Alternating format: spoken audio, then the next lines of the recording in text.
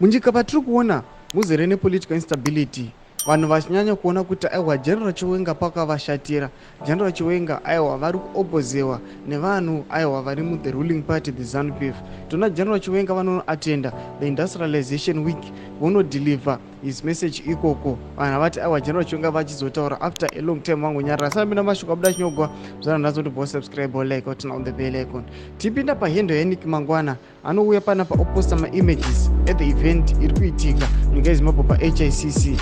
Anouya onyora achiti, this afternoon Vice President General Constantino Chiwenga delivered a keynote addressing to delegates attending the investment conference being held at the HICC as part of the ongoing 7th SADC Industrialization Week. In attendance are foreign investors, delegates and captains of industry from the SADC region and beyond. One of our poster my pictures I was saying video but yes, it seems like General Chiwenga van a happy face and to mood yavo aiwa iripo, but vanhu sezvari kuziva kuti aiwa deep down mukomana uyu akabatikana nekuda aiwa kusadline kwaari kuitiwa tichiona madistricts nemaprovince vachichanda vachiti aiwa mutungamiri wenyika ngaaramba ari pakutonga. General Chiwenga ngavave satisfied nepachigaro pavari. Mbotudza mafungiro enyu muri kudipa pamusoro pechiitiko ichi. Aiwa pinai comment section medu musakanga no subscribe or like so turn on the bell.